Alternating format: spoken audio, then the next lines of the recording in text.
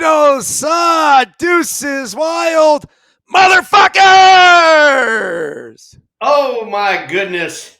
And we are back after an all-star weekend or all-star week, shall we say. And what'd you think about the all-star game and the old home run derby hammer off or whatever the shit they call it? Well, you know me, dude. I loved it. I was all about it. I thought it was a great ending to what ended up being a really good game with the comeback of the American League in that last inning. And then, of course, you had the three Schwarber bombs that solidified the victory for the National League, and he ends up taking home MVP award honors. Thrill, did you ever think in your day that you would watch somebody hit 3 BP home runs and go 0 for 2 in an all-star game, yet somehow, some way, become the most valuable player of the game? Become the most valuable player. I didn't even think I'd see a BP homer after an all-star game. I thought I'd see an all-star game won in regulation because we got enough players and shit like that. But that's what's going on in today's society. So I knew you'd enjoy it. That's why I led off with that. Congratulations, Mr. Schwarber. You got 3 swings, and he put 3 dynamite swings on that. So a lot of fun as far as that goes. The Gigantes are in action right now, and Mr. Devers just got a base hit and drove in our 6th run. So we're up 6-0 in the top of the 7th. Landon Roop, he went 5 really good innings. Punched out. What did he punch out? He punched out 6, and then he gave up like 3 or 4 hits, and then Sean Jaley came in, threw a 0 up in the bottom of the 6th. So we'll see what happens with the rest of our bullpen tonight. Well, here's Willie Adames, Thrill. Adames has been hot as could be, almost hit with a cycle last night. I'm giving him a little attaboy because Willie Adames, and they even said it in the chat room before you came on, but Adames, had gotten hot right before the All-Star break, and it's carried over. Even though we didn't play exactly the greatest in Toronto, he still found a way to have a real good series in Toronto. And, he had another RBI tonight, so that's a good thing. Yeah, what's crazy is that you see him now, and he looks so comfortable. Yeah. The way he's taking pitches, the leg lift just a little bit higher because he's getting that groove back, and he's trusting himself in the process. Yeah. No, you're exactly right. That had to be an earlier run, so they haven't scored yet. Or that had to be Devers. That was on Devers' single. That's what that was. Chappie's up right now. He's 2 for 3, so see if he can't freaking drive in another run. While we're watching this, I wanted to mention this at the top of the show. And, we've had a few people pass away, all that sort of stuff. But first and foremost on my mind is one of our partners, Bill Nukem, who was Bill Gates' personal attorney. And Bill Nukem was directly responsible for the Thrill coming back to the San Francisco Giants organization. McGowan got out of control.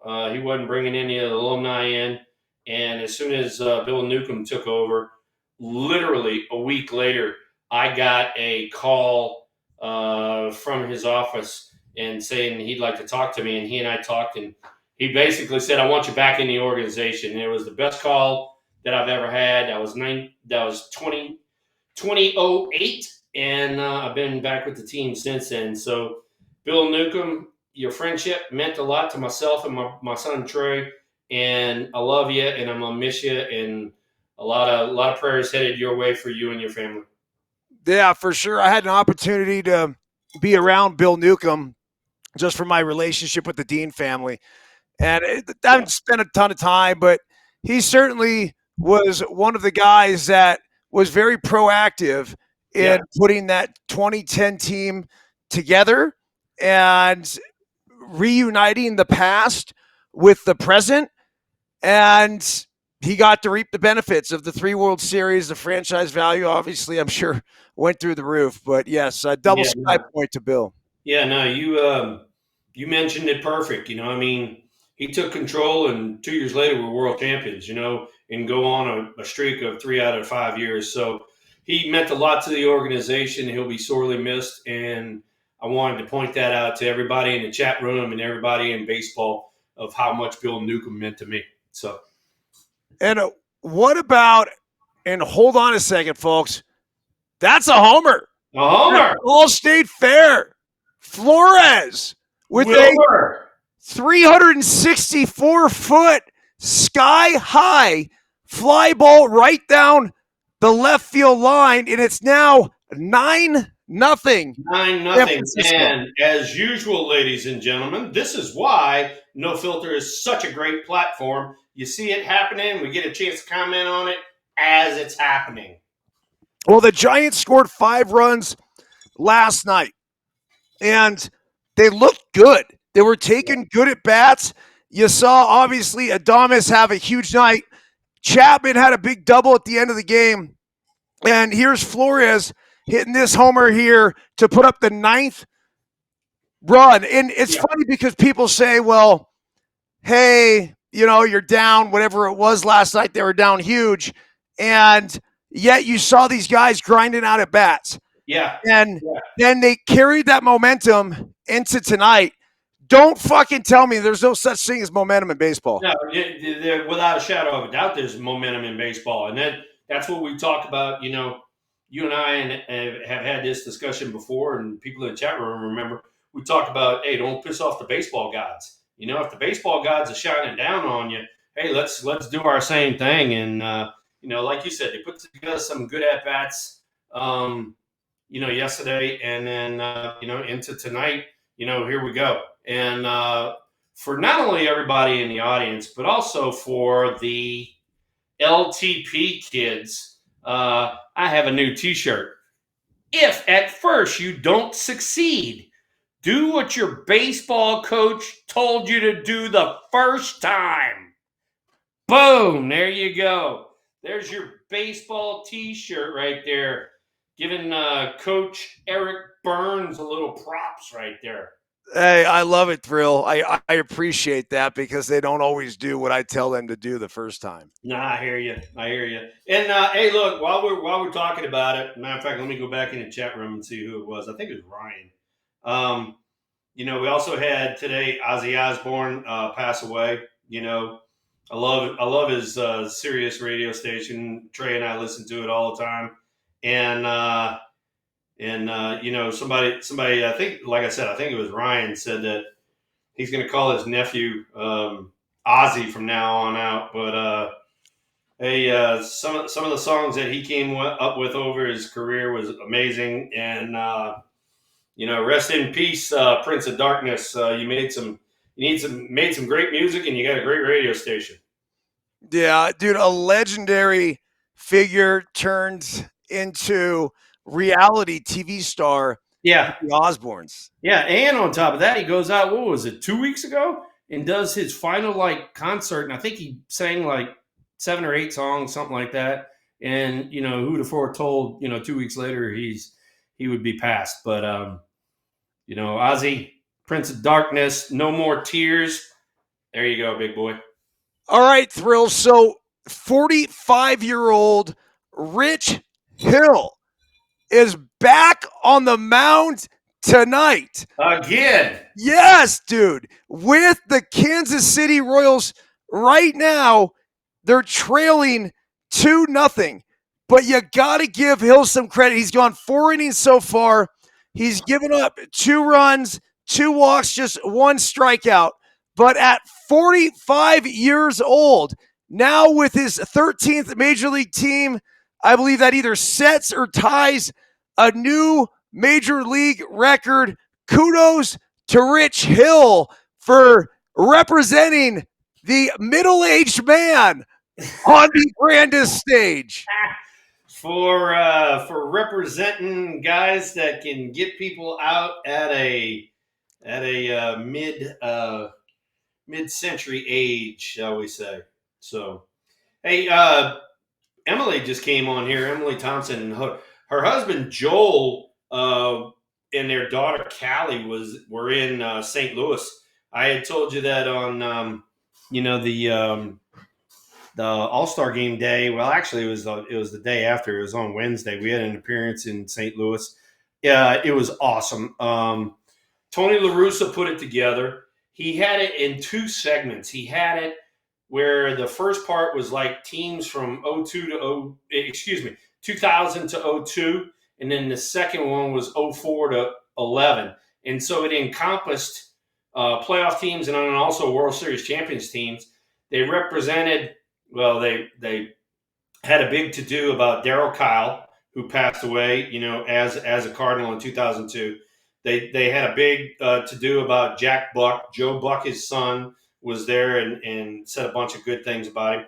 And then also they had some guys talk about Walt Jocketty, who was, the architect of those teams in St. Louis. My general manager when I was there, super guy, baseball lifer.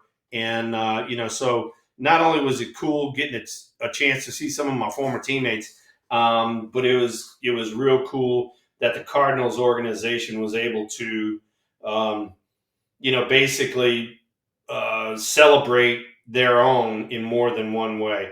And it was a good deal. Joel, I hope you had a good time. I hope Callie had a good time. And, it was great seeing y'all there. So Daryl Kyle, when I got drafted by the Astros after my junior year at college, approached me at Dodger Stadium. It was really cool because I was there with Doug Deutsch, the scout that drafted me.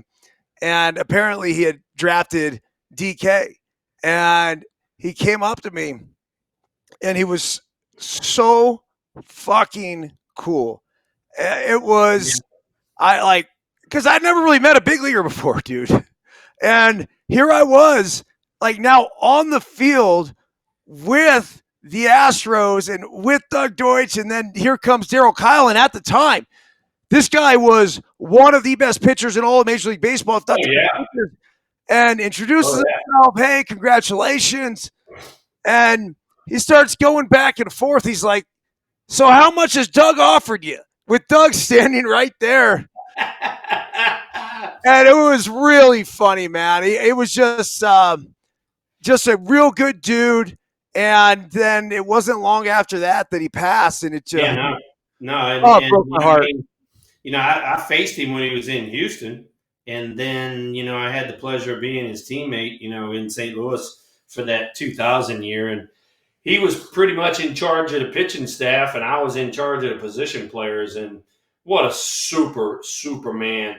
And, pretty awesome. I mean, he had some little bitty kids back then, and I had a chance to see them the other day. And now they're in their like late 20s, early 30s. So it was pretty funny where the time goes. But, Daryl Kyle, one of the best. And like I said, thanks to the Cardinal organization for being so classy and taking care of their own. So, how about that curveball DK had? Oh, and they even talked about it. Ann Keel was talking about it with Matt Morris. They said that he would get so much on top of it that he would actually make it back up. And so, in other words, instead of making it go like this, it would go the other way. It'd come in on the hitters. And they showed one on his highlight reel where he threw one of those to Jeff Bagwell. He threw it like out over the plate and it broke down by his back foot. And Daryl Kyle was a right-hander and struck out Bagwell. And everybody on stage was like, that was it. That was it. That was the pitch we were talking about. So it's pretty cool. So. All right. So last night, there was a play that happened to end a game that has not happened since 1971. Unbelievable. Trey came running up to me and goes, Dad, you won't believe what happened. I'm like, what? And a walk-off catcher's interference call. Walk-off catcher's interference. Weak-ass check swing where I'm not even sure if he went. No. He made contact with the glove, like you said, on a check swing, and he actually caught it kind of behind himself, so he didn't go all the way around.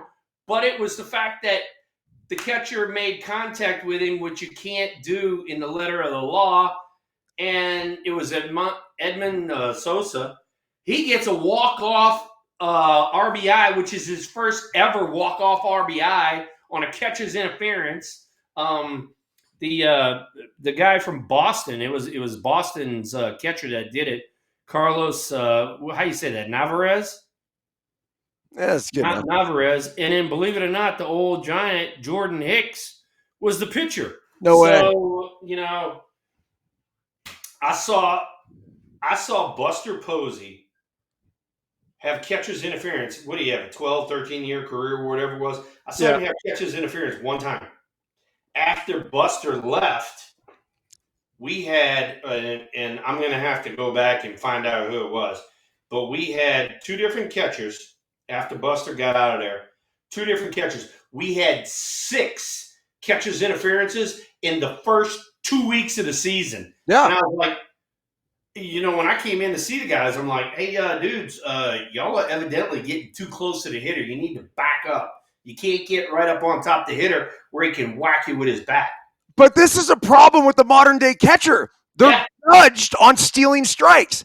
And so the closer they can get to home plate, they feel like the easier it is to frame for the umpire. And they can sell it for the umpire one way or the other. That's why there's so many fucking catcher's interference. And this is actually a great reason to bring in the fucking robot umps. Here he comes, ladies and gentlemen. Mr. Screwing up the whole history of baseball, Eric Byrnes. Let's bring in the robot umps. That's bullshit. What'd you think about the robo ump in the All-Star game and the challenges? As usual, I hated it. I mean, we're human beings. We can't have this game run by robots and TV computers and all that. We're a human being. You can't take the human element out of the game. You're right. The human element will always be there with the players. I just don't think we need it with the umpires. Whatever. Hey, I'm gonna move on. We'll agree to disagree. We are definitely going to disagree on this from now to the end of time. So anyway, let's move on. So last night, Ronald Acuña Jr., who was just up, was on first base, was stealing on the pitch, a routine base hit to center field, or sort of right center. Yeah. He gets it in center field, throws it into second. Acuña never stops running, ends up coming in to home, head first dive, safe.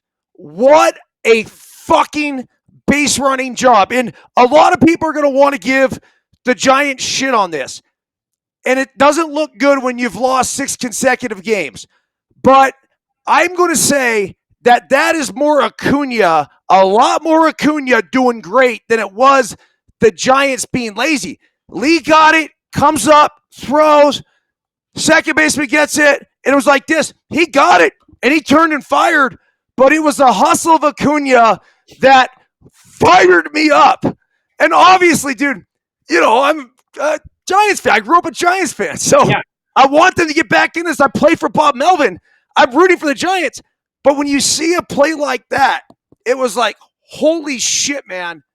I fucking love it. I love it. I love it. I love it. And that's why I love this fucking game. You know what? And that's the great part about this game. You and I have talked about this numerous times on other shows, is when you are running the bases, you are not running the base to get to that one that's in front of you. You're running to that base to get to the next one. And Acuña, being so aggressive, he didn't even check up. Lee throws the ball to Adames, and Casey Smith's the second baseman. He's still learning the position. He ought to be focused on Acuña, saying he's going, and get the ball and hurry up and chunk it in there. And instead, Acuña beats it out, and gets a cheapy run out the deal. And on top of that, he gets his teammate an RBI. If I was his freaking teammate, I'd be like, dude, I'm buying you a drink on that one, or I'm buying you dinner on that one. You got me a cheapy RBI. So, it was a combination of both things. And on top of that, you and I talk about, while the ball's in play, don't assume that the play is over with. You got to be aggressive all the time, and that includes being on defense. You get the ball, you better know what the hell's going on behind you, or somebody better be telling you what's going on behind you, and then go from there. So thrilled Giants with the 6-game losing streak coming into tonight. Obviously, having a fantastic evening. Yeah, having a great evening. They're up 9-0. Joey Lucchese just went and threw a great bottom of 7, and Landon Root started out really good, and then he's turned it over to the bullpen. And right now we got Mr. Matos up, so we'll see what he can do. What have you seen in the 6-game losing streak? And, just recently, obviously they sent out Hayden Birdsong. That was tough to watch, man. I know he's been struggling throwing strikes. Yeah, Hayden and I, we talked about that while he was in the minor leagues.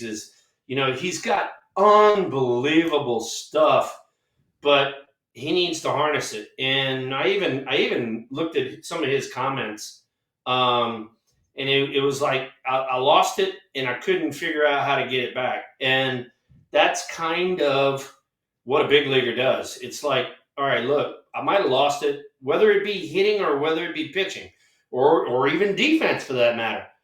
I might have lost it, but I need to figure out a way to get it back as quick as possible.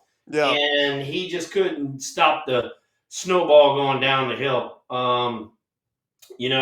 Another thing too, and he and I talked about this a few times, was at times he has big misses. He needs to be around the zone with a lot smaller misses. And he put the Giants kind of in a little bad spot yesterday, but they did a real good job of battling back, to try to get back in that game. And then, like you said, some of those at-bats from last night have carried over to tonight, and look what a day makes. Look at the turnaround in a day.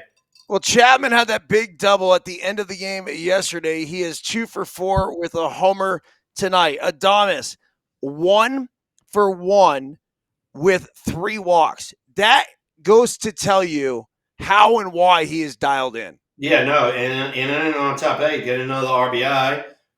Devers has 2 hits and an RBI. We saw Flores go 3-run bombo. So, it's, this is one of those games that hopefully springboards these guys and gets them on a roll. Because, right now, if you look, we ran into a buzzsaw in Toronto. They were playing great before the All-Star break, and they're playing great now. Milwaukee's doing the same thing. They're playing unbelievable.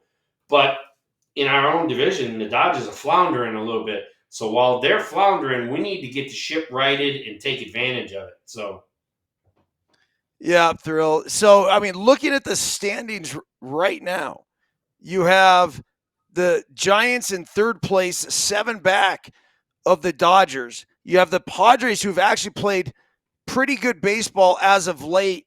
They are 4 back of the Dodgers. And the Dodgers just 3-7 out of the past 10 games, 59-42 overall, but they sit atop the division.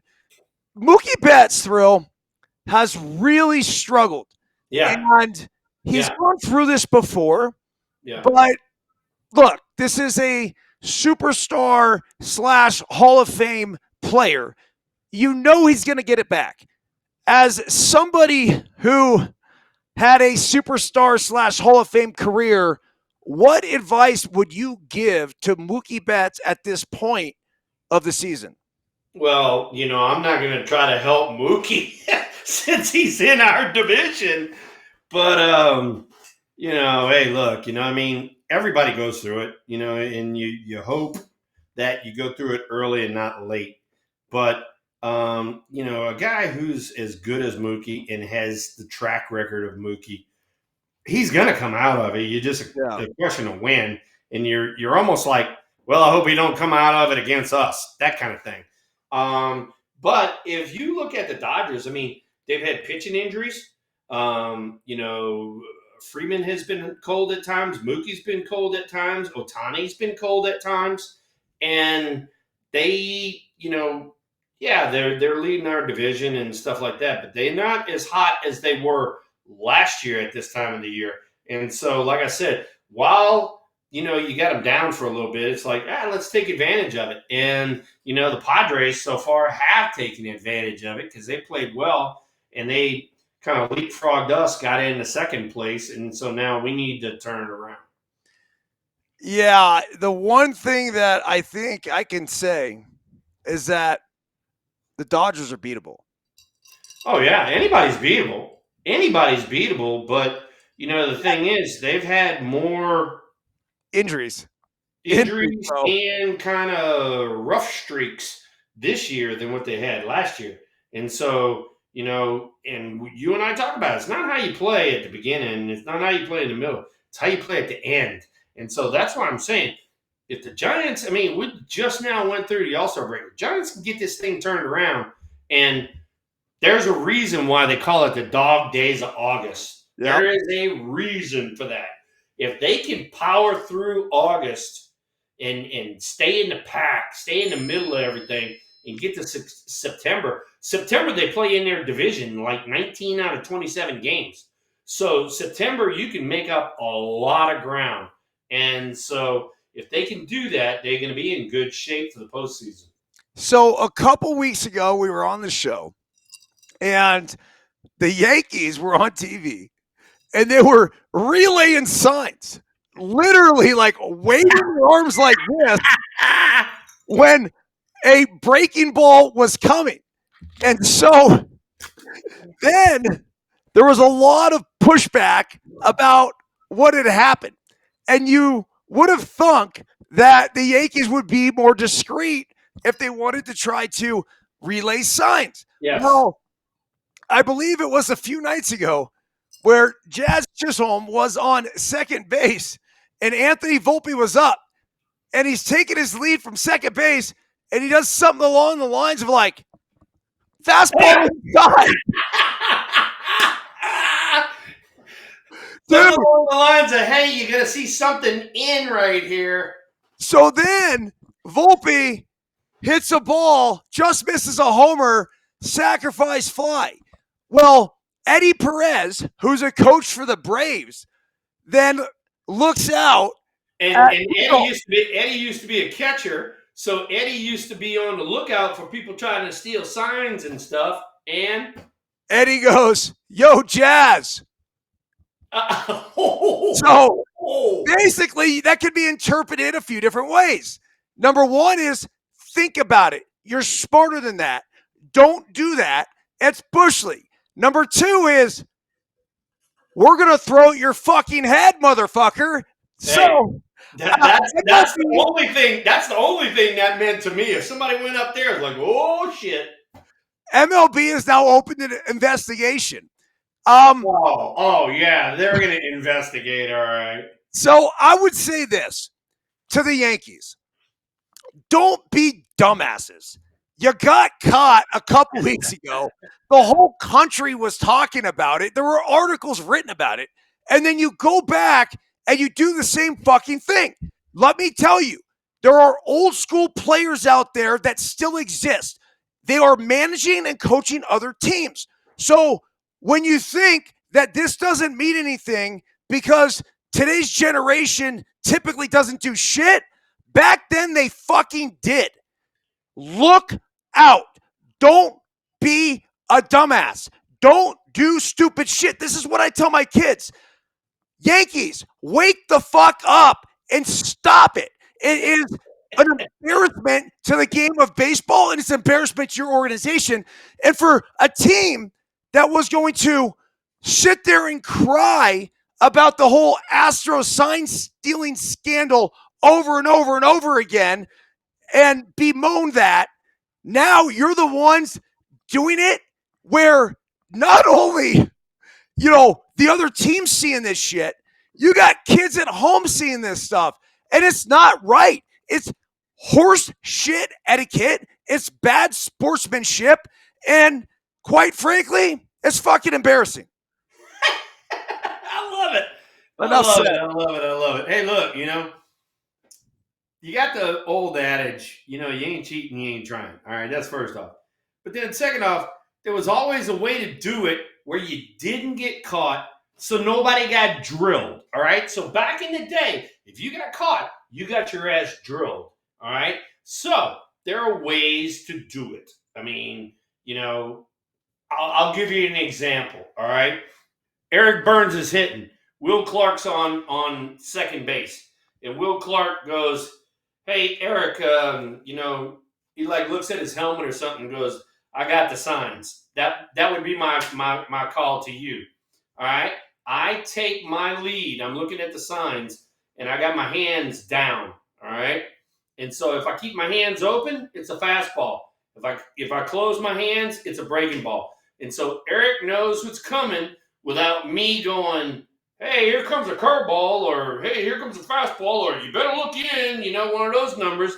Eric knows what's going on. Eric and I got it going on, and nobody's the wiser. And I swear to God, we did it all the time. There are certain guys that wanted the pitches. You and I have talked about this before. There are certain guys that wanted the pitches, and there are certain guys that didn't. I was a guy that if you were out there and you told me what was coming, I wanted to know that. And so anyway, so that is the gamesmanship of baseball, and it's gone on for 150 years. And it all started with the banging it at trash cans, and now we're going, "Hey, fastball in." It's like, wait a second, stop your ass, dude. Let's get that gamesmanship going again. Well, Thrill, you said it best, dude. You wanted to relay signs or receive signs without getting anybody killed. That's right. That's right. If you're relaying a sign to me, though, and they figure it out, then all is fair and game when it comes to drilling me or drilling you the next time. They're not drilling you. They're drilling me because I'm the one that's relaying the signs. I never had this happen. Where somebody would like turn around and go, "Hey, stop it. Stop freaking giving them the signs and all that." Because what we would do is we would change up our signs. All right. We would change them up. So one time I'm going, like this. One time I'm taking the lead with one arm. One time I'm taking the lead with the other arm. I mean, we change them up time to time. There's different ways to go about it without getting caught. And the guys who get caught are the guys that do the stupid shit like you were just talking about. Well, you also didn't have anybody yelling at you, telling you to stop, because they would just take matters into their own hands. And if they thought you were stealing signs, they'd fucking, number one, change it up right away. And number two, if you continue to do it, they'd fucking drill you. Yeah, no, they'd drill you in a heartbeat. But, if you camouflaged it, nobody knew what was going on. Nobody knew what was going on. So that's gamesmanship. And that's what I'm telling you about the gamesmanship that is now kind of lost. I mean, some of the shit, we would talk about this stuff. We would talk about it. It's like, all right, how can we relay the signs without getting caught? And there's only so much you can do out on second base. It is, okay, how about this one? Okay. If I'm on second base and you're the hitter, all right, and I'm taking my lead, all right, if I take a step towards third base, that means it's going to be on the inside part of plate to you. If I step back towards second, it's going to be on the outside part of the plate for you, and then I go about getting my lead, okay? So there's different ways to camouflage this stuff without nobody knowing, and especially if, like what we just talked about, if you switch it up all the time. If you switch it up, like, all right, you do it one time, one game, and then the next game you go, okay, we're going to switch it up so that we don't get caught, and that was the gamesmanship. Regale us with the story when Gary Carter was yapping away. Oh, God almighty. What happened? All right, so I'm up at home plate, and Gary Carter, and I love him, rest in peace, my friend, he actually not only was, well, he is a Hall of Famer, but he was also one of my teammates at the end of his career. But he was in Montreal, and Gary was notorious for yickety yakking behind home plate. And he just wanted to throw you off. He didn't want you thinking while you're up there. And, he's got his own way of doing gamesmanship. And, he's yickety yakking. And I told him, I said, Gary, shut up. I said, let me have my at bat without having you all up in my ear. And sure enough, he just kept going. So I was like, well, shit, if he's going to do that, and I just looked down at his signs, right? And Dennis Martinez, El Presidente, is out on the mound in Montreal. And he goes, hey! He goes, he's looking at your signs. He's looking at your signs. And Gary goes, were you looking at my signs? I go, oh, hell yeah. He goes, well, why'd you do that? And I go, because I told you to shut up and you just kept going. And he goes, well, we're going to drill you. I go, yeah. I said, I know you're going to drill me. And I said, then when you come up, I'm going to have you drilled and then you got to come to first base. And he goes, but I didn't do anything. I said, you didn't shut up. And so anyway, sure enough, El Presidente, boom, drills me. I knew it was coming. No big deal. I go to first base. Carter comes up. Boom, we have him drilled. He comes down to first base. I go, are we done or are we going to keep this going? And he goes, no, we're done. I'm like, all right, shut up behind home plate now. And when we became teammates, Gary didn't like to drink a lot, but he'd have a little glass of wine here and there. And we had a glass of wine over that story a few different times. That's so fucking good, man. It really is. Yeah. I mean, it is. This is what I think today's players don't understand. This shit went on all the time. All the time. So, and another one for you, all right? Back in the day, if you had a runner on second base, nobody's on first, and they didn't want to pitch to you, instead of throwing 4 pitches, they just drill you with 1 pitch. And so I legitimately, because, Dodgers were in our division, hated rivals, all that sort of stuff, I legitimately have, and I don't know, somebody said it was 50-something. I don't know if it's that many or not, but I got a ton of hit by pitches by the Dodgers, and almost every one of them are man on second, nobody on first, and they didn't want to pitch to me, so they drilled me. Yeah, why have to waste the pitches? Yeah, because now you can go, hey, go to first base. You couldn't do that back then. You had to throw 4 pitches. So You don't want your pitcher to waste 4 pitches, so he just throws 1 pitch, drills you, off you go. That's dude, the game's changed. I mean, it really has. And Oh yeah. I don't know if it's for the better. I don't. I actually think that maybe it's the fact that I'm 49, about to come up on my. Oh, look at you knocking on the century door, baby. Dude, I know. But I'm now watching some of this bullshit transpire on a baseball field, and it's fucking irritating. Yeah. And it's like, dude, what are you doing? Whether it's celebrating a double and coming off the bag, or it is relaying these signs at second. I'm with you. I don't care about relaying signs. I'm good with it. If they're going to be so fucking stupid now with all the pitch comm and everything to still give away their signs one way or another, whether it's the pitcher or the catcher and the way he sets up, like I get it. I really do. I think it's totally okay to steal signs and try to relay them. But when you're so blatant about it, I think it's a joke. It's awful. I'm with you. Ryan just came on there and he goes, hey, Will, when you were in a game and you knew the game was going to get chippy, who was some of the guys you wanted on the mound? Good Lord. Every one of our dudes back in the day would drill somebody if you asked them to, in a heartbeat.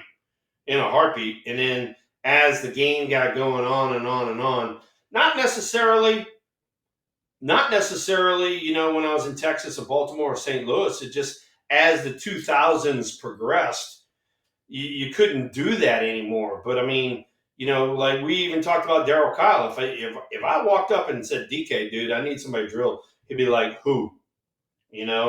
So, the pitchers had the hitters back and the hitters had the pitchers back.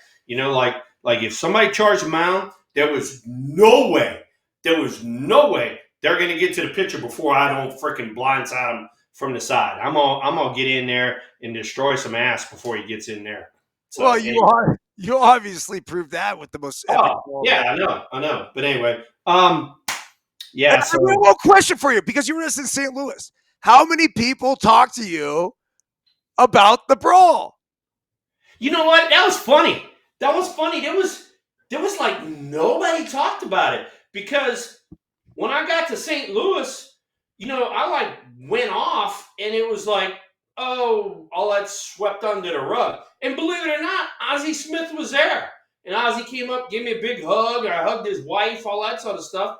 But, it's just in the heat of the moment, boys being boys. And, and I even told you this. When I went over to St. Louis in 2000, Okendo, who was the guy I freaking drilled, he was my third base coach. And so he and I went out and had beers and laughed and giggled, cut up, and we're just like, dude, it was boys being boys, heat of the moment, great rivalry in baseball, all that sort of stuff. So anyway. Did Ozzy say anything to you about the brawl when you saw him the other day? He never does. Never does. I've talked to Ozzy. I couldn't even tell you how many times since I've been retired, because I went to work for the Cardinals for 3 years, after I retired, and he's never brought it up. At this point, don't you think it'd be fun to laugh about it? Oh yeah, it'd be fun to laugh about it, but he's too prim and proper. I mean, he's on the Veterans Voting Committee, which is probably one of the reasons why I haven't been voted into the Hall of Fame, is because he's on the committee. But anyway, so fun stuff. Yeah, that's crazy, dude. Hey, let me run this one by you. This is a trivia quiz. All right, we got 2 of them today. So you guys in the chat room, join in right here. All right. How many guys? Just take a guess, all right, because it's going to be tough to go back and figure this one out. How many guys in Major League Baseball history have 6 hits in a game at least 2 times? This one came from Trey Clark. So all you guys in the audience, just chime in real quick, and then EB and I will come back on that one. I think I know one. I know Ohtani had 6 hits last year, but I don't think Ohtani had 6 hits last year. But he's only done it once. He ain't done it twice. Who did it twice? I mean, is Tony Gwynn one of them? No, believe it or not, that's what I thought. I thought Tony Gwynn. I thought Pete Rose, and I thought Ty Cobb. And I was like, I was wrong. And Trey gives me the answer. All right, here we go. You ready? Yeah. Right, I'm not going to keep everybody in suspense. There were 7 guys that had 6 hits on more than one occasion. No way. That's crazy. Yeah, and you got to go back to the 1800s and early 2000s. I'll name them off for you. Okay. Jim Bottomley, Doc Kramer, Henry Larkin, Cal McVeigh, Eddie Delahanty, and then we got 2 Hall of Famers. Jimmy Fox. Okay. I want to. All right, who you know that name real well. He was a power guy, though, wasn't he? Huh? Jimmy Fox is like a 500 home run power guy, I thought. Yeah, no, he's got 6 hits at least twice. Okay. And then the last guy is one of my proteges, a guy that I loved talking to, and I wish I had a chance to talk to him more, Kirby Puckett. Oh, no way. Yep. So nice job. Nice job, Alex. You came through on that one. So, all right. So that's quiz number 1. Nice job. And that one's tough because you got so many people in the 1800s and 2000s. Trey is the baseball historian. All right. This one, you guys ought to be pretty freaking close to. Okay. Pete Rose played 500 games at how many different positions? Oh. I mean, I got to say he played at 7 different positions. Like, he played everywhere. You guessed the same thing as Joel. All right. And Ryan got it right. It was 5 different positions. Okay, fine. He didn't play shortstop. Exactly. So he played first base 939 games. He played left field 671 games. He played third base 634 games, second base 628 games, and believe it or not, right field almost 600 games. What do you? It's pretty amazing, ain't it? I mean, No, it's fucking sensational. So you think about Pete Rose, and you think about, dude, like the all-time hits leader and all that. You think about, him being a stud. You don't think about him being the ultimate freaking utility guy. yeah. So check this out, because I know you say ultimate utility guy, which I feel like someone like you would have been had you been right-handed. But I'm looking at the scores right now, and the Milwaukee Brewers are in the, let's see, bottom of the first inning, and they've won 11 straight games, and they have a team that has a bunch of dudes that play multiple positions, Yeah, and then are just good fucking baseball players. yeah, That's it, Thrill. dude, it's amazing. It really is amazing. I mean, you sit there and you look at it and you go, "Holy shit!" It's like, you know, you sitting there and they won tonight, and they have won 11 in a row now. And so you wonder why all of a sudden they vaulted to the lead of the NL Central. They were in kind of la la land. They were in no man's land. And now the Cubs, who have been playing pretty well all season long, are a game behind them. But it just shows you how when you get hot, how many games you can make up in a hurry. Thrill. So the Brewers phenom, Jacob Mizorowski. Oh, the dude that threw in the All Star game after having 5 appearances in the major leagues? 5 appearances in the major leagues, gets named to the National League All-Star team. Your thoughts? Well, you know what? Congratulations. Congratulations. That's an awesome experience. That's something that you could tell your freaking grandkids, great grandkids, the whole works. I mean, that is unbelievable. But being a more of a historian of the baseball game, dude. I mean, he's only got 5 games in the major leagues. It's like, can't we find somebody else who's been like playing since day one and is very deserving? Not saying that he's not deserving, because he's got great shit. He's got great shit. But there are other guys that have been towing the slab like every day since day one. Okay, well, the other guy would be actually somebody that you know well, Tyler Rogers. 10 years in the big leagues, very consistent, year in and year out, putting up great numbers, yet he's passed over. And he's very entertaining because he's thrown from fucking down here. Yeah. Yet he gets passed over for Mizorowski with 5 fucking games in the big leagues. 5! Fuck! And you think Mizorowski's going to start the game off? No, he's going to come in relief.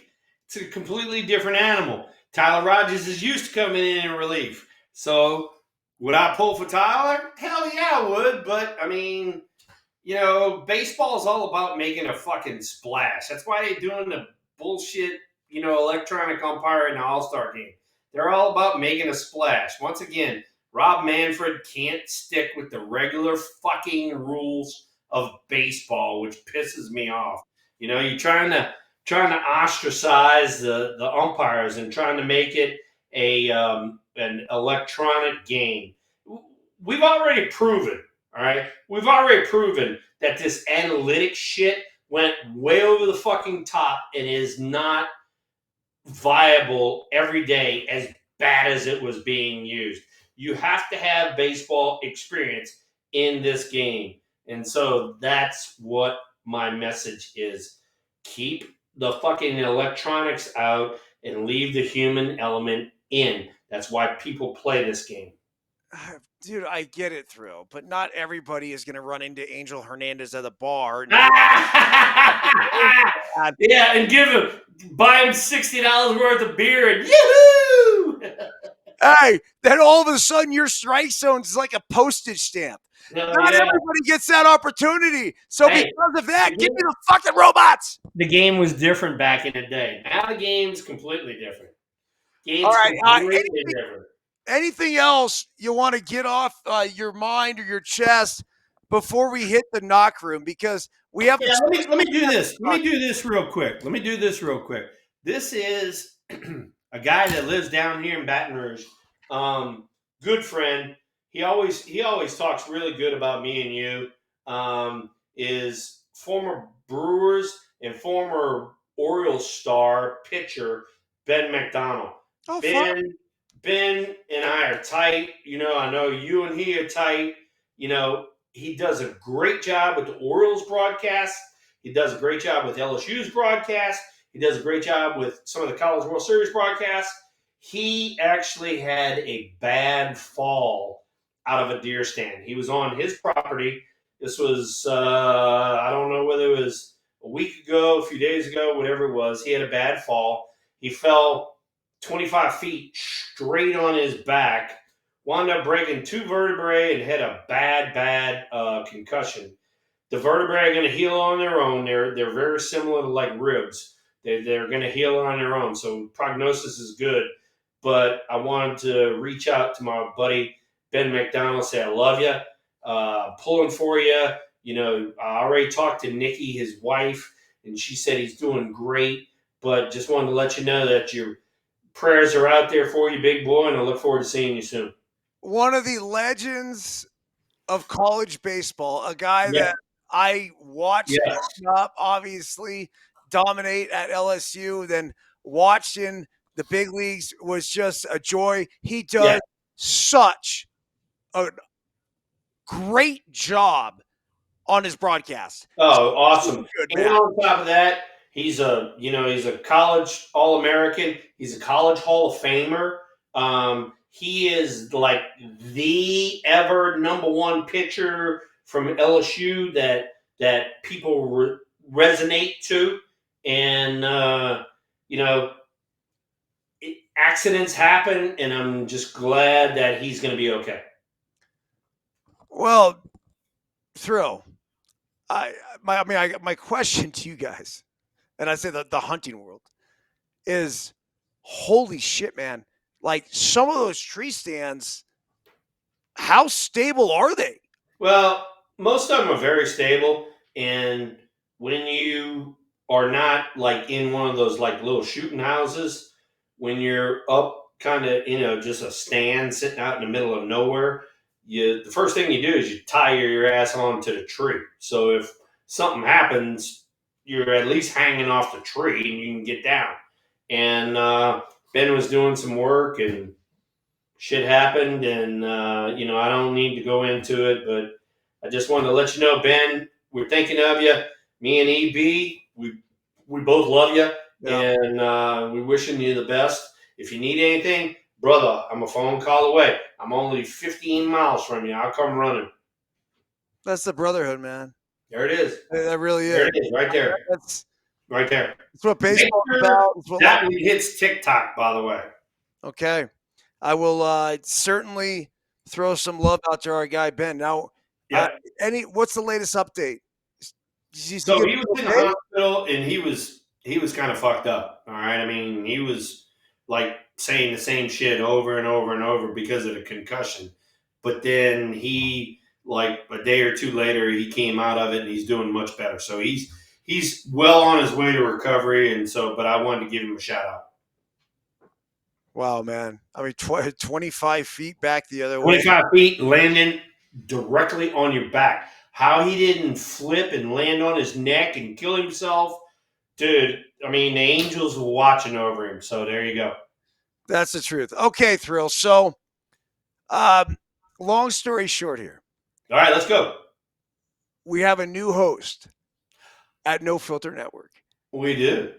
And this is somebody who I feel is going to grab the torch and carry it along for Oh. eternity. After you and I are no longer doing this shit, there he is. It is Yep. Blake Grice. What's up, dude? I mean, right now just chilling in the hotel room at Cape Cod. This place is amazing. Cape So we're Cod. having Where a are you in Cape family. Cod? So I'm having a family reunion. Actually, I'm having such a grand old time today. I actually went out to Martha's Vineyard. You Yep, know that Martha's island? Vineyard. Yeah. Sure. Went on Yeah. a ferry. Went out there. Got on the beach. Cut my What's the hands name? up a What's the name little. of the town you're in right now? I am in Hyannis right now. Okay, Hyannis. Hey, So I played in Hyannis. I played for the Hyannis Mets. he played in Hyannis, Okay. and then when I played up there, I was in Cotuit. So we're not far away from one another. Hey, that's funny coincidence. I mean, this Yeah. town is nice. It's very nice actually. I love the little. I love the feeling of the East Coast of it being so coastal. It's got that pilgrim feel to it. That Yeah. old That pilgrim 1800s. feel. Oh my God. He's going to go out and kill turkeys and shit. Yeah. Hey, hey, Blake. So explain to everybody here on the No Filter Network audience who's really kind of meeting you for the first time. Tell all of us a little bit about yourself and your journey into the broadcasting world. So my name is Blake Rice. I'm 13 years old. I originate from Colorado, and I've been doing media work for about 5 or ish years now. I have my own sport card, like an official licensed tops one, an Allen and Ginter 2022, and I always have been trying to work hard, try to get my voice out there because I do a lot of sport card stuff in the hobby, and this podcast I'm starting is called Inksight on No Filter. What I'm gonna be doing is I'm gonna be talking to anyone. It's very open ended. You know, politicians, musicians, sports players, anyone. And so what I'll be doing is I'll ask them insight questions about, hey, your autograph. What's an autograph experience that had an impact on your life? What's an autograph you still want? 3 questions. And then I ask insight questions. What's your favorite steak place from where you came from? What's your favorite place to go to for vacation? Just regular stuff with the autograph stuff. So, you know, you see the player and the person. Two P's. Not pee pee. Damn, dude, you got it going on. You got Hey, it going on. Thank hey, you. Blake. So you have a Giants Hall of Famer, jersey retired, like a MLB Hall of Famer in all of our minds. One day, my guy right there, Will the Thrill, will end up in Cooperstown. You got 3 questions right now that I'm going to give you for Will Clark. Go. Okay. All right. First of all, well, I'm going to ask you just, first of all, again, normal questions because I love those. That's how I've always kept my show running. What was your favorite restaurant to go to as a kid in your town, hometown? Maybe it was like one night when you guys couldn't decide where to go or what to make for dinner and you just went out. Back, So, great back with question. Louisiana, right through. Yeah, I'm in Louisiana. I was born and raised in New Ah, Orleans. All right. A family friend was Ruth Fertel, as in Ruth's Chris Steakhouse. And so, till this day, my favorite place to go is Ruth's Chris Steakhouse. And I believe in it so much, I'm actually a franchisee. I own one of the restaurants that they have. oh, that's amazing, sir. I've been to Ruth Chris before, There and you go. now I Yeah, gotta nice say, steak, and I bet you it was very consistent. their crust, the crust on their steaks, it's unbeatable. Their There you go. béarnaise, unbeatable. I There you had go. a butterfly fillet there once, and with béarnaise on top, so good. Look I at him. Look cannot at him. He even knows tell all you. the stuff. All right, question number 2. All right, second question: is there anyone better than Barry Bonds? No. All right, okay, okay. What a That's great a fair answer. question, man. Nobody. That's a great question. I mean, I played with him, I played against him, and seeing what he could do on a baseball field every day, there are not many people in all of Major League Baseball that can affect a game as much as Barry Bonds. There you go. Barry Bonds is an absolute icon for baseball. I Yes. mean, the guy's insane. Yeah, Another thing is, and I like. I see Barry all the time. All right, and so like when Mr. Eric and we showed up for the autism night back in June, Mr. Barry gave us his suite to celebrate with the autism community, and Barry came in there and took pictures and signed autographs. So he's a really good dude. I like Barry a lot. That's actually amazing. That's such a nice thing of him to do. And I gotta say, I still think to this day it's criminally insane he's not in the Hall of Fame. This You got guy that right. things You got that so right. many All other right. people can't even dream of, and he's done Numero tres. Third question, kid. uh you know what? Let me shoot for a good one here to finish it off. Yeah. Yeah. Oh, and by the way, when you're finishing it off, make sure you get those wings on your hat really bent in there. Oh We don't yeah. need to be There we like go. Mr. We don't need to be like Mr. Byrnes and be old flat billed. All Uh, right.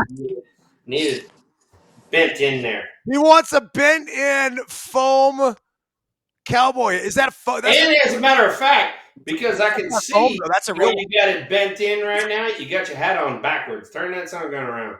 So somehow this is for me the right way actually. Damn. It looks it They looks didn't bend weird. it in right for you. They didn't get you So this is squared away. actually this is handcrafted by a man up in Greeley, Colorado. Really, Colorado. Look at you Benchman. go. Greeley Hat Works. I mean Trent Johnson is the man who made this. He is a very nice guy, and this is handmade with I think it's 65% beaver. He picked out this orange just for Oh me, my God. and this thing it's waterproof and everything. It is so nice. Yep. So, And it's the Giants color, so that's even better. All right. Question okay, number 3. Fire away. okay. Question number 3. Gotta think here. Oh, I got it. Let's get a little bit of a debate in here. In and Out or Chick-fil-A? I know it's a little common of a question, but Oh, I don't know, Thrill. What do you think, man? In and Oh, out. I got an opinion. It's up to you. Look, I as much as I love Chick-fil-A, and it's really, really, really good. I, it's fried chicken and 2 pieces of bread. Like In and Out is you got the meat patties, you got the workers, like, and don't get me wrong, my pleasure, as all the Chick-fil-A workers will tell you, Yep. right? But I there's something that is so beautiful. I love the fact that Chick-fil-A is closed on Sundays, which is the Lord's Day. They send all of their workers home. Um, I got to go In and Out. As a California Yeah. guy, Blake, there's no way I can go away from that. And the grilled onions, if you're not getting the grilled onions at In and Out, I don't know what you're doing. Fries, animal style, you got the grilled onions, you got the sauce, you got the cheese. Nothing beats a great In and Out burger. Thrill, your thoughts. I like your explanation. Very good. And you know me because you say A, I'm going B. I'm going Chick-fil-A, and the reason being they run everybody in, everybody out. You're not in line too long, and they observe the Lord's Day. They don't care whether they're losing money or not. This is their company policy. They've stuck with it from day one. They've been ridiculed about it. And instead, all they do is get stronger and stronger. And while we're talking about this, Blake, all right, you got some guys in the chat room right here. All right. There is a group, since you're into baseball cards, there is a group called Will Clark Collectors, of which some of these guys that are in the chat room, they're members, and they go over the baseball cards A to Z, up and down, in and out. So you might want to hook up with those guys that are in the chat room right now. And then also on top of that, you are doing a great job, young man. Keep it going, and we wish you the best. Thank you so much, sir. That's great to hear, especially because this is like my first appearance on No Filter. It's a great thing to start off with. Another man's approval because I already have Eric's. He's awesome. And one thing I gotta finish off on this note.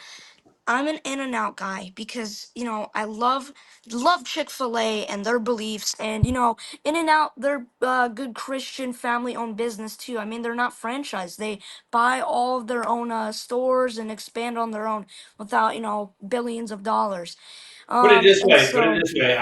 I absolutely get what you and Eric are talking about, but In and Out is not in the South. I wish I could support them, but they're not in the South. So I'm kind of stuck because I'm a Chick-fil-A dude. So Blake, I have one question for you, man. So you've been at this for about 5 years now. yes, sir. Who is the most famous person that you've ever interviewed? All right.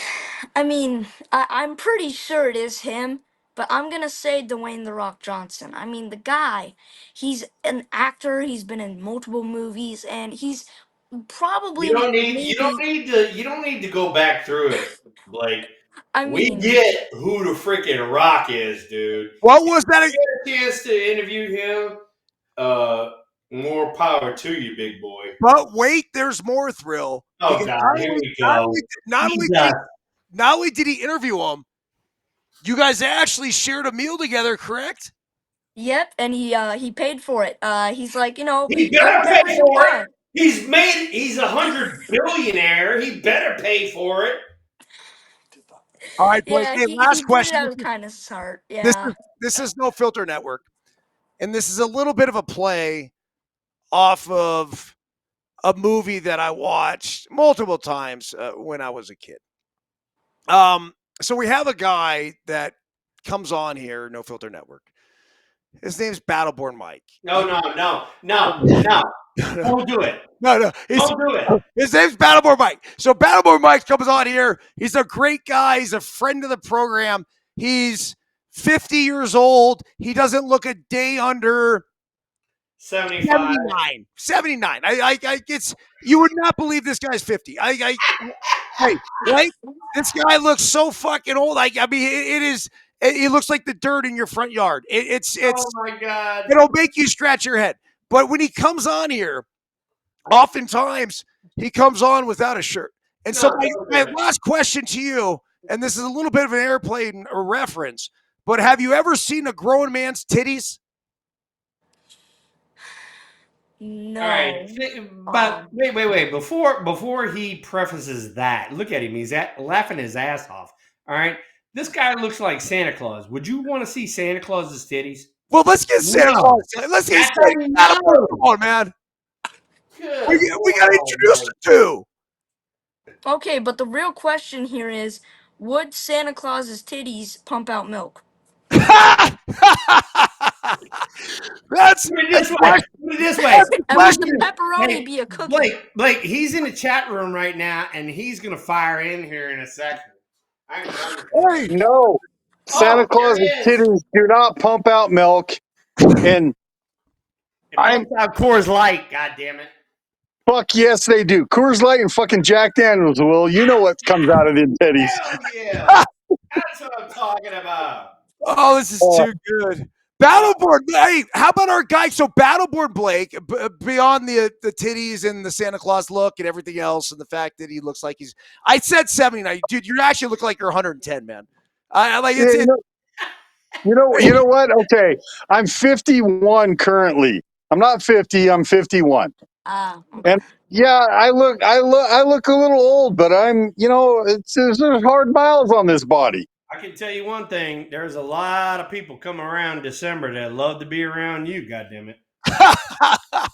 Turns out, Hey, Battleborn. So Blake is like a card guru, man. And Battleborn here, Blake, with Giuseppe Pepe Manueli, a co-founder of No Filter Network, he is a big time card collector. So that's why I was telling you. That's why I was telling energy. you, Blake.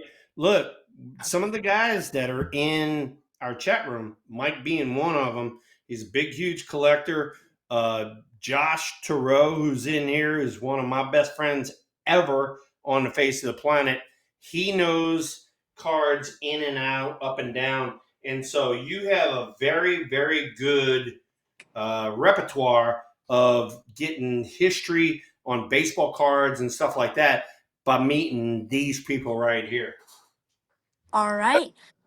Actually, I have a question for you, real quick, Battleborn. Are you Yeah. going to be at the National? I am not. I would like to go at some point in time, but work life things. I would love to be there, but unfortunately, I will not be there this year. Hey Blake, are you on Facebook? Yeah, I believe so. I am.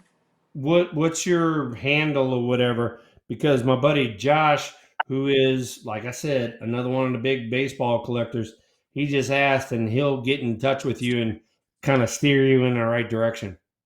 Well, actually, before I tell you about my Facebook, I'd Oh God, recommend here going we to go. my Instagram. Jesus, just answer the Okay, question. Hey, Here- go to his Here. Instagram. What's his Instagram, Blake? This is not the Blake interview. This Blake, is give him our the interview, Instagram. and Blake. you're Hey, being part of it. Blake, Just give go him to what my you want. Instagram. Just go to the Instagram. Thank It's you. the Blakedown. The underscore Blakedown. So What think is of it? the breakdown, but with Blake. The Blakedown. the Blake down. Yep. It's also a How town did in England. I've been there, all, but all it's one spelled word? out. How does it work? Tell me, Blake.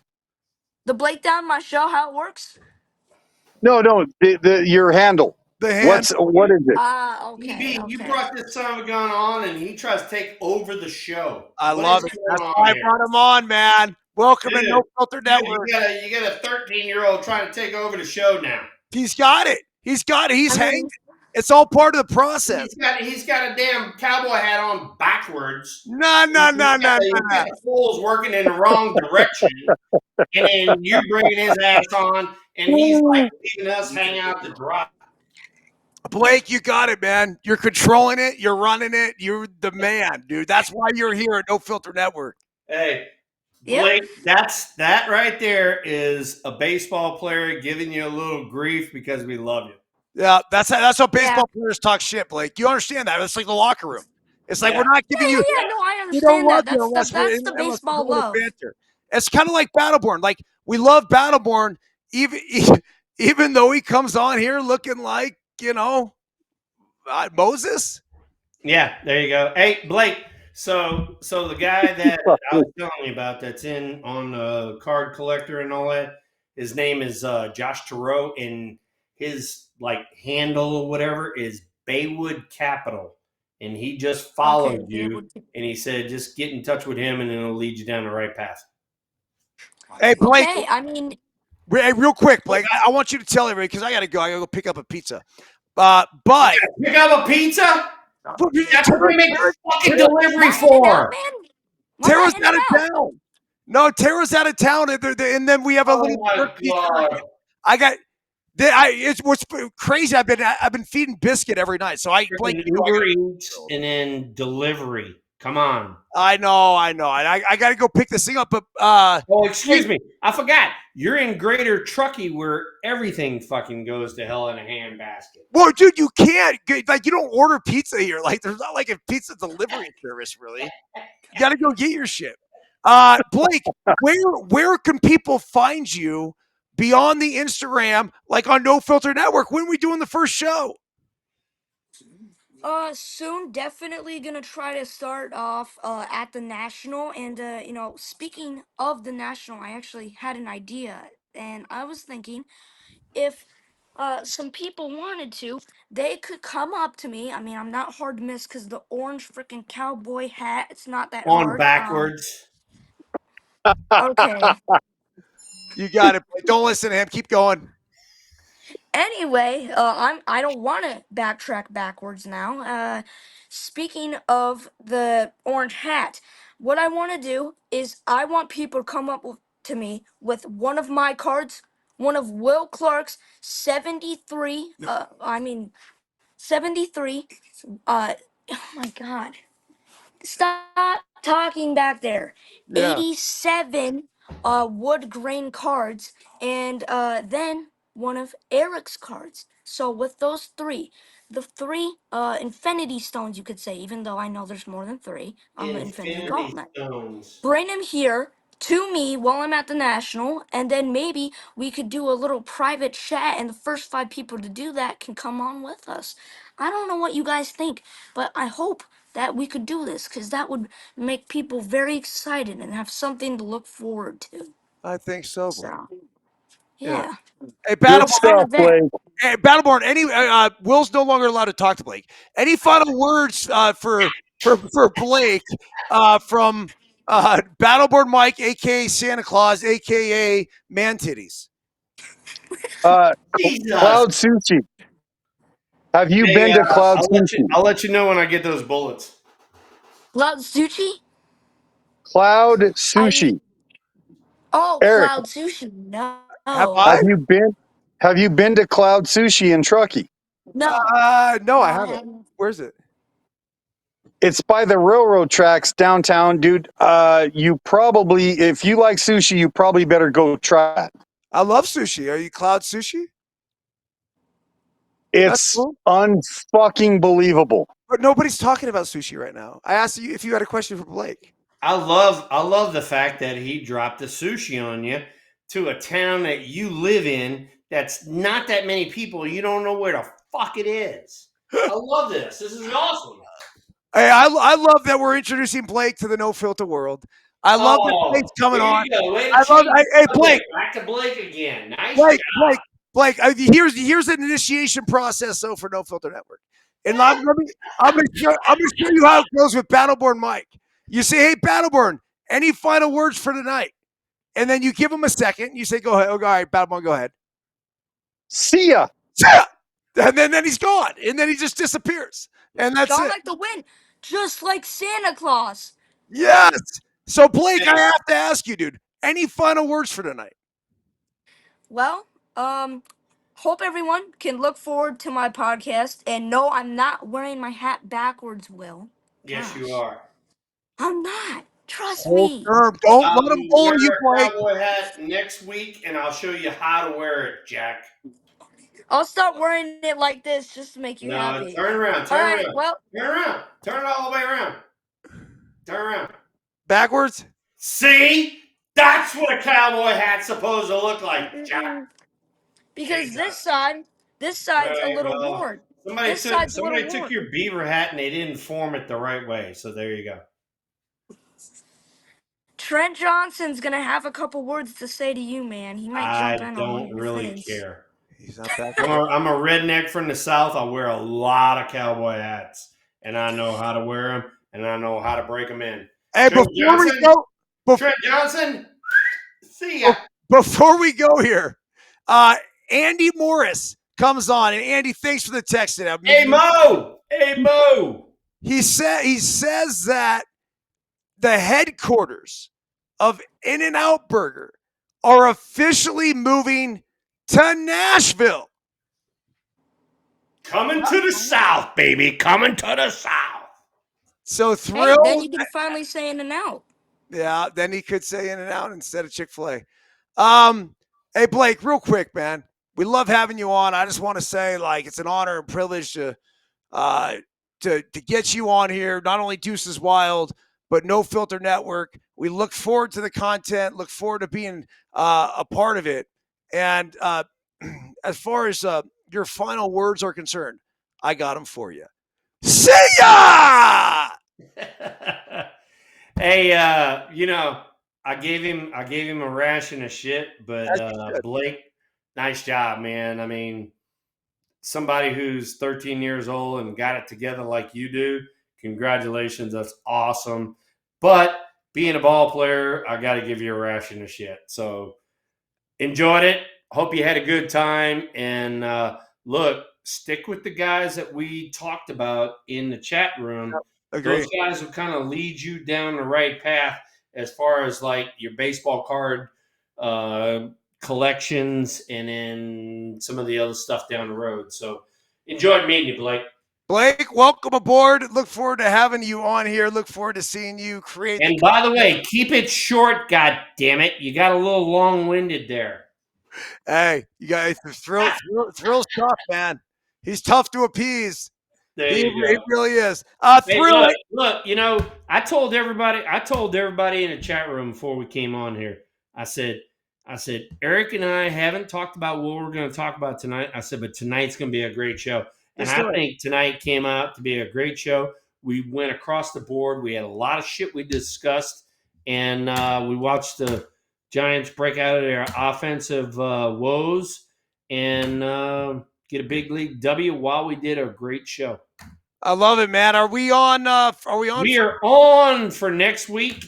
The following week after that, I am going to be in San Jose, believe it or not, seeing the team down there. So, but next week we are on. So count me in. Sounds good. Go Gigantes back on track at 9-0 win tonight. Yeah, and make sure Biscuit gets his Hawaiian pizza, whatever shit you getting him. No, so we get the it's actually called the Freebird. The Freebird! Oh my God, I love that shit. Well, listen to this. This is right up your alley. It's so southern. It's a barbecue chicken pizza with fried chicken and jalapenos on it. Oh my God. I'm going to have to get one of them when I'm there. Dude, I'm in on that. There's a service that actually can make the pizza. And and don't think I won't come into the restaurant playing that shit on my iPhone, fucking full bore. Free bird. Oh, it's such a great song, dude. Fucking awesome. All right, buddy. Hey, next week. Love you, man. I think freaking this show was awesome.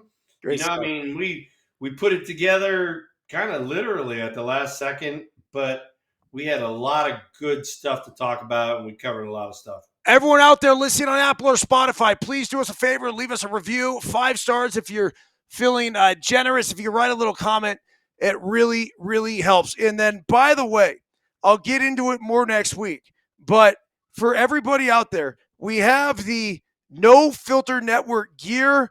I'm on the site right now. It is here. I mean, dude, we have the gas station shirts. We have the trucker hat. We have flat bills. We have curve bills. We have Deuces Wild hoodies. We have Deuces Wild sweatshirts, T-shirts, obviously, that I'm wearing.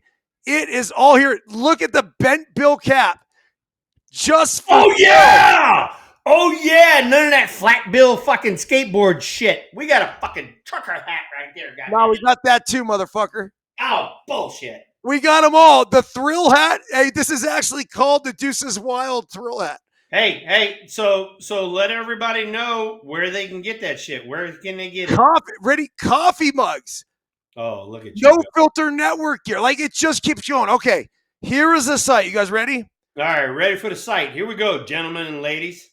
nofilter.spiritsale.com.